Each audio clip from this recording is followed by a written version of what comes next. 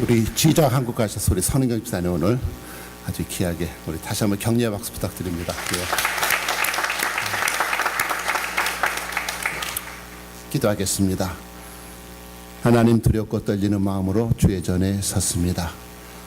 허락하신 마음에 말씀과 묵상이 주님 앞에 기쁨으로 연락되되 인간의 모습은 감춰주시고 하나님 주시는 생명의 말씀 통하여 우리가 주님을 인격적으로 만나게 하시고 우리의 영이 새롭게 결단할 수 있는 성탄의 참 의미를 회복할 수 있는 귀한 은혜 허락하여 주옵소서. 예수님 이름으로 기도하옵나이다. 아멘. 2016년 이제 서서히 역사의 뒤안길로 밀려가고 있습니다. 과거를 아름답게 평가받으려면 미래를 잘 준비해야 합니다. 과거만을 위해서 살거나 현실에 안주하려 한다면 새로운 미래는 결코 오지 않을 것입니다. 그러기에 과거에 골짜기 있었다면 그것을 메꿔야 되겠고, 굽은 길이 있었다면 그것을 올바로 해야 될 것이고, 썩은 것이 있었다면 과감히 도려낼 때에 새로운 역사가 창출되리라 믿습니다. 구약은 죄악에 빠진 인류를 구원하시겠다, 메시아를 보내시겠다는 미래적인 약속으로 주어진 말씀이고, 신약은 메시아 예수 그리스도의 오심으로 그 약속이 성취된 증거의 말씀이고, 마지막 요한계시록은 다시 오셔서 이 땅을 심판하실 재림제에 대한 예언의 기록입니다. 오늘 대림절 네 번째 주일, 이제 다음 주일이 성탄 주일이기 때문에 다시 오실 주님을 간절한 마음으로 이사야 선지자를 통한 말씀을 통하여 더욱더 주님을 새롭게 만나는 귀한 은혜가 함께 하시길 원합니다. 본문은 주전 734년경 혹은 750년 혹은 800년 이렇게 대충 짐작하시면 우시야 왕과 요담 왕을 지난 오늘 본문의 주인공인 아하스 왕 때 있었던 사건입니다. 당시는 한국처럼 이스라엘이 남북으로 나뉘어져 있어서 북쪽은 우리가 이스라엘, 남쪽은 우리가 남유다 혹은 북왕국 혹은 남왕국 이렇게 부르고 있습니다. 북왕국은 베가 왕이, 남왕국은 아하스 왕이 통치하고 있었습니다. 그때 북왕국 베가가 위에 있는 아람 왕 르신과 연합을 해서 남유다를 삼키려고 공격을 합니다. 다행히 하나님의 은혜로 그 공격을 잘 막아냈습니다. 그런데 이제는 또다시 이 르신과 베가가 이제는 얼라이언스, 동맹을 맺었다는 소식이 들렸습니다. 아하스 왕과 그 백성의 마음이 얼마나 불안하든지 추풍 낙엽처럼 흔들렸습니다. 한 형제이니까 연합하고 동맹하고 하나님을 잘 섬겨야 될 텐데 서로 원수가 되어서 그렇게 잡아먹으려고 합니다. 하나님을 잘 섬기지 못하면 바로 형제끼리 원수처럼 살게 됩니다. 그러다 피차 망하는 것입니다. 이것이 하나님의 뜻대로 살지 못하는 사람들을 하나님의 심판하신 방법이기도 합니다. 그것도 외국의 힘을 빌려서 그렇게 형제의 것을 취하려고 했습니다. 바로 그러한 때에 하나님의 말씀이 이사야 선지자에게 임했고, 이사야 선지자는 아하스 왕에게 그 말씀을 선포합니다. 오늘 본문 4절 말씀 화면을 보시 같이 읽어보시죠. 너는 상가며 조용하라. 르신과 아람과 르말레 아들이 심히 노할지라도 이들은 연기나는 두 부직갱이 그루터기에 불과하니 두려워하지 말며 낙심하지 말라.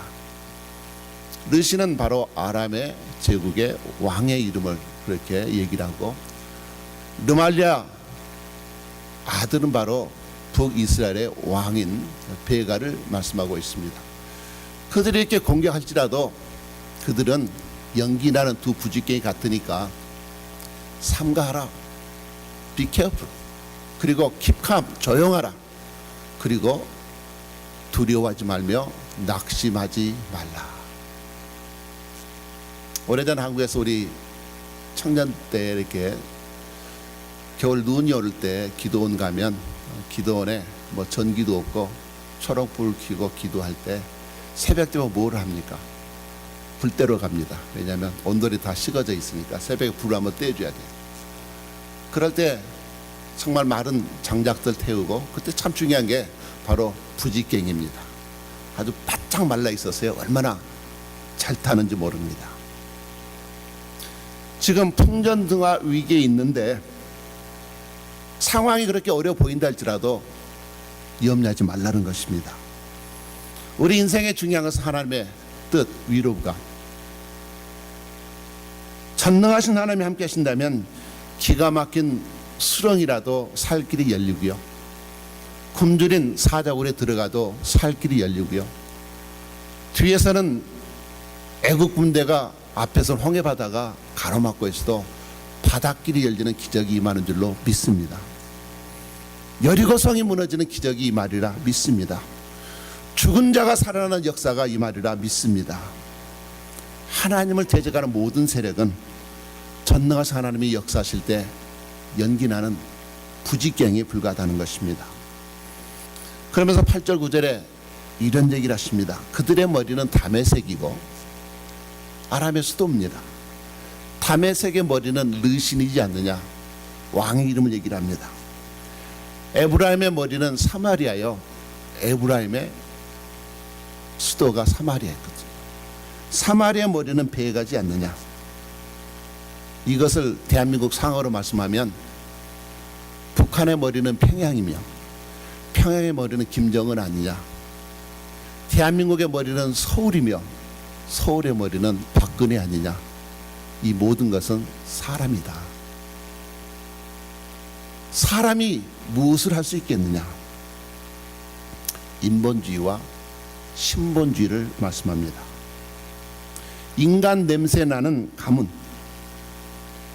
그들이 아무리 연합한다 할지라도 하나님의 신령 왕국을 감당하지 못하는 것 아니냐.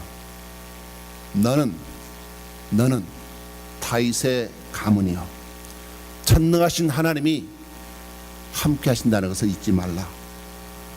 그들이 강해 보여도 연기나는 부지깽에 불과한 것이다. 65년도 못 돼서 그들은 멸망하고 말 것이다. 그 예언대로 그들은 멸망하고 말았습니다. 그러나 다윗의 왕조는 영영이 살인했던 그 말씀대로 다윗의 왕조는 오늘 신약의 교회로 계속 날로 승승장구하고 있고, 하나님의 나라 킹덤 오브 갓은 계속 확장하고 있습니다. 그러게 9절 하반절에 같이 읽어보실까요? 만일 너희가 믿지 않으면 정령이 굳게 서지 못하리라. 우리 인생의 모든 파운데이션 근간은 바로 based on the faith, 믿음에 근거하고 있습니다. Trusting relationship, 이것이 내가 오늘 서 있는 우리의 파운데이션, 근거가 됩니다. 이 믿음의 세계가, 약속이 깨어지면 모든 것이 무너집니다. 한국의 문제도 내가 알았던 그분의 모습이 아니기 때문에 많이 혼돈과 갈등이 있는 것입니다. 부부관계도 믿음입니다. 내가 생각보다 훨씬 더 나를 더 사랑하고 헌신한 것을 깨달아지면 그 사랑은 얼마나 돈독해지는지 모릅니다. 부모와 자녀 관계도 믿음의 관계입니다. 우리의 신앙생활도 사랑하는 형제 자매 관계도 믿음의 관계고, 목회자와 성도의 관계도 믿음의 관계입니다. 이 믿음이 깨어질 때 정말 우리는 살 맛을 잃어버리고 맙니다.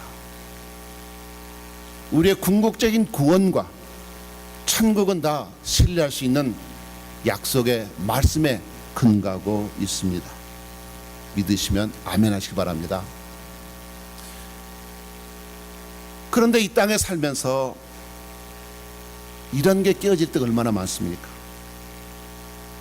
특별히 힘들고 어려운 것은 고아라든가 어답션 되었던 이런 입양된 자녀들은 왜 내 육신의 부모는 나를 버렸을까? 나는 이 땅에 살 가치가 없는 버려진 존재였다는 그 사실이 그들이 살아갈 수 있는 근거를 놓쳐버리고 맙니다. 예수님께서 이 땅에 오신 목적도 세상을 올바로 바라볼 수 있는 안목과 이해를 잃어버렸던 그들에게 사람의 가치를 최고로 올려주시기 위하여 우리의 하나님의 형상을 회복시키려고 주님께서 이 땅에 육신의 몸을 입고 오셔서 육신으로는 다윗의 후손이지만 성결의 영으로는 죽으시고 부활하심으로 말미암아 우리로 하여금 죄값을 씻어주시고 하나님과 연합할 수 있는 귀한 축복을 주시려 믿음의 기초, 삶의 기초를 주시려고 이 땅에 오신 것입니다. 이제 하나님은 아하스 왕에게 한 가지 제안을 합니다. 11절 같이 읽어보시죠. 너는 내 하나님 여호와께 한 징조를 구하되 높은 데에서든지 낮은 데서 깊은 데서든지 높은 데서든지 구하라. 깊은 것은 바다를 얘기하고 높은 것은 궁창과 하늘입니다.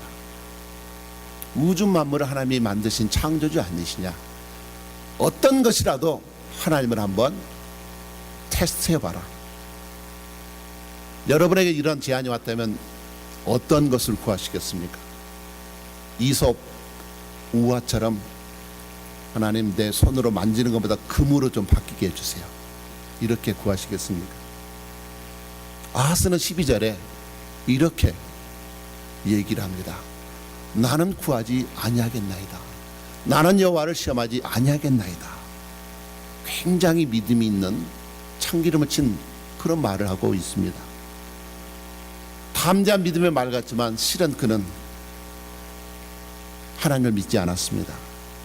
당시 그 시대에 강력한 나라로 아람 위에 쓰이는 아시리아 그들에게 실질적인 도움을 줄 수 있는 그런 외교적인 동맹할 계산을 가지고 있었던 것입니다.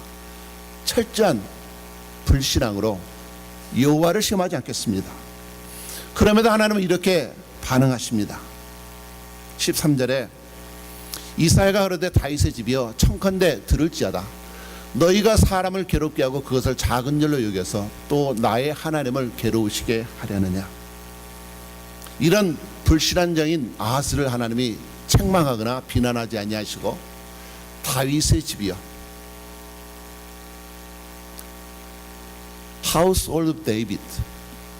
여러분 성경 읽을 때마다 다윗의 후손, 다윗의 집안 얘기하면 아브람과 다윗을 통해 주시는 언약의 약속의 말씀, 궁극적으로 예수 그리스도 오시는 메시아에 관련된 말씀입니다.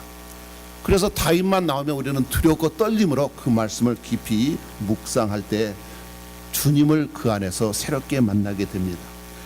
하나님께서 약속하신 축복의 후사의 이름입니다.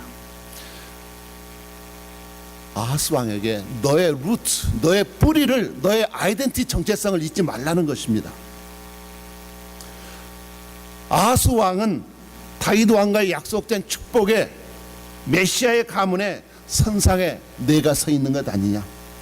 왜 그것을 잃어버리고 우상을 섬기고 백성들을 잘못된 길로 인도할 뿐만 아니라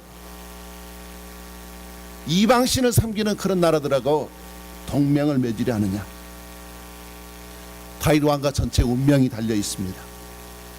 나라를 통치하는 대통령은 자신에게 고개 숙이는 충성한 무리들이 아니라 항상 백성과 국가와 민족과 역사를 생각할 수 있을 때 큰 정치를 할 수 있습니다. 나를 도와줬던 친이들에게 한평생 먹고 살게 해주겠다. 그럴 때 부정부패가 끊이지 않는 것입니다. 교회도 마찬가지입니다. 항상 교회 전체를 바라보고 킹덤 오브 갓을 바라볼 수 있어야 되지, 내가 좋아하는 사람이니까 나빠도 잘했다고, 내가 싫어하니까 잘해도 흉보는 그런 식이 되면 하나님이 기뻐하지 않습니다.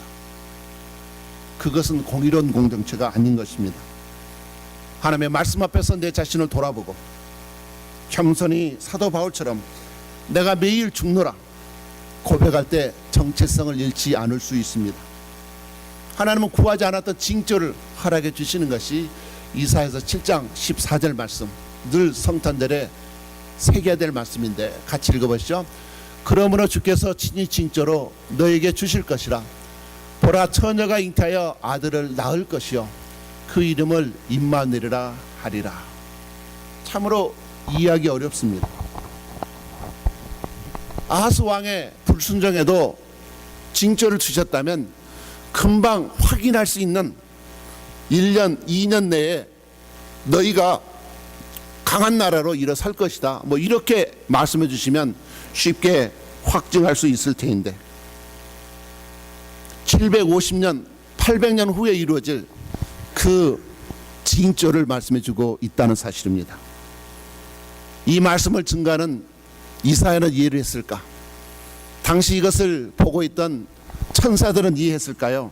전혀 몰랐을 것입니다. 처녀가 잉태하여 아들을 낳을 것이다. 자연과 과학과 상식의 세상의 이치를 벗어난 초자연적인 역사입니다. 처녀가 아들을 낳는 초자연적인 기적적인 역사가 현실의 이야기로 성취된다면 반드시 성경의 모든 약속들은 성취될 것이다. 아브라함과 이삭의 다윗과 아브라함과 다윗의 후손으로 오시는 예수 그리스도의 세계는 반드시 성취되고 궁극적인 재림의 약속도 성취될 것이라는 사실을 우리에게 약속해 주시려고 이러한 징조 예언을 해 주신 것입니다. 예루살렘의 구원은 사람들 눈에는 당장 불안해 보였습니다. 그러나 하나님의 능력에서 반드시 성취될 것이라는 것입니다. 다시 신약의 말씀으로 오시면 마태복음의 이 역사의 현장 속에 있었던 마리아 남편 요셉에게 큰 어려움이 임했습니다. 세례 요한의 임신되었던 엘리사벳 친척 언니가 임신했다는 얘기를 듣고 임신 6개월 됐거든요. 그때 마리아가 성령의 잉태하심의 소식을 듣고 급히 엘리사벳 집을 방문했습니다. 그곳에 석 달이 있다 왔는데 석 달 여행하고 왔던 마리아가 임신해서 온 것입니다. 여러분이라면 어떻게 하시겠습니까? 약혼녀인 마리아가 임신했습니다. 성경의 요셉은 의로운 사람이라 어떻게 하든지 드러내지 아니하고 마리아의 허물을 덮어두고 가만히 이 일을 해결하려고 했습니다. 율법대로 돌로 쳐 죽일 수 있습니다. 장로들이 얘기해서 재판받게 할 수 있습니다.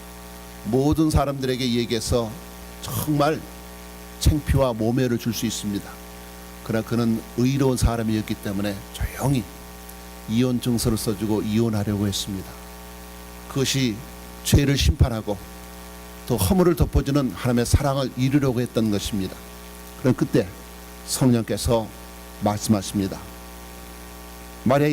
마태복음 1장 20절 말씀에 같이 읽어보실까요? 다윗의 자손 요셉아, 내 아내 마리아를 데려오기를 무서워하지 말라. 그에게 잉태된 자는 성령으로 된 것이라. 마리아를 데려가는 것을 두려워하지 말라. 요셉이 의로웠던 것은 초자연적인 역사 앞에서 성령의 인도하심에 순종했다는 것입니다. 그리고 그 이름을 예수라 이름을 지었습니다. 그리하여 구약의 예언의 말씀이 이사야서 7장 14절의 말씀이 역사의 현장 속에 이루어질 수 있도록 순종의 제사를 드렸습니다. 십자가에 죽으시고 부활하신 주님께서 승천 직전에 제자들의 이언적인 말씀을 하신 것이 마태복음 28장 20절 말씀입니다. 같이 읽어보실까요? 내가 너에게 분부한 모든 것을 가르쳐 지키게 하라. 볼지어다 내가 세상 끝날까지 너희와 항상 함께 있으리라 하시니라. 주님은 창조 때에도 함께 하셨고 현재도 우리 함께 하시고 장차에도 임하시게 될 것입니다.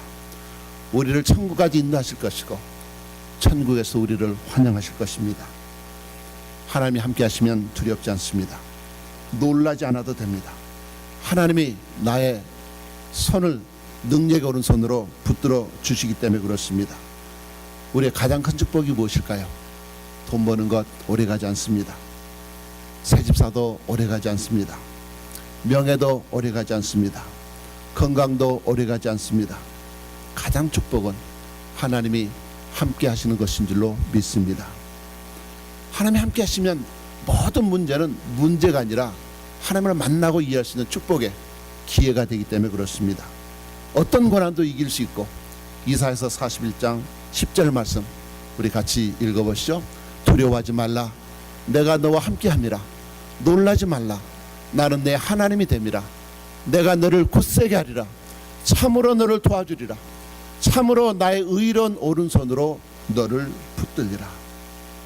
하나님이 말씀하시고 하나님이 약속하셨기 때문에 반드시 그 약속대로 오늘도 우리 함께 하심을 믿으시기 바랍니다. 그래서 그 말씀이 734년 혹은 750년 800년 후에 약속대로 성취돼서 우리가 지난 2000년 동안 성탄절을 축하하고 있습니다. 그러므로 이 땅은 BC, Before Christ와 AD, 바로 아노 다미나이, 인도 오브 더 하나님의 은혜의 해, 하나님의 은혜가 충만한 신약의 시대, 바로 그 시대를 우리가 지난 2016년 동안 우리가 성탄을 축복하며 누리고 있습니다. 성탄의 핵심이 무엇이겠습니까? 하나님께서 임마누엘로 우리와 함께 하신다는 약속입니다. 지상으로 이 땅의 역사를 뚫고 들어오신 사건이고, 성탄절에 이제는 그 주의 성령이 우리 심령 속에 우리가 모실 수 있는 그런 날이 되겠습니다. 그럼 우리는 마귀와 고난과 역경을 두려워할 필요가 없습니다. 주님이 내 안에 들어오셔서 나의 왕으로 임재하실 수 있도록 임마누엘 주님을 나의 구주로, 여러분의 왕으로 모셔드리길 주님으로 축복합니다. 사랑하는 성도 여러분, 여러분의 눈을 열어 나와 임마누엘로 동행하시는 하나님 보시기를 축복합니다. 하나님 보면 상황이 두렵지 않습니다. 아람의 군대가 엘리사를 체포하려고 도단성을 포위했을 때 종이었던 게하시 눈에는 적군들만 보였습니다. 그러나 엘리사 선지자 눈에는 하나님의 보시는 천군과 천사, 불말과 불병거가 보였습니다. 그런데 게하시의 영적인 눈이 열렸을 때에 정말 그에게도 하나님의 천군 천사, 불말과 불병거가 보였을 때 그는 더 이상 두려울 염려가 없었습니다. 우리가 우리 눈을 우리의 현장, 우리의 사건, 나의 고난에 집중하다 보면 하나님을 신뢰할 수 없게 됩니다.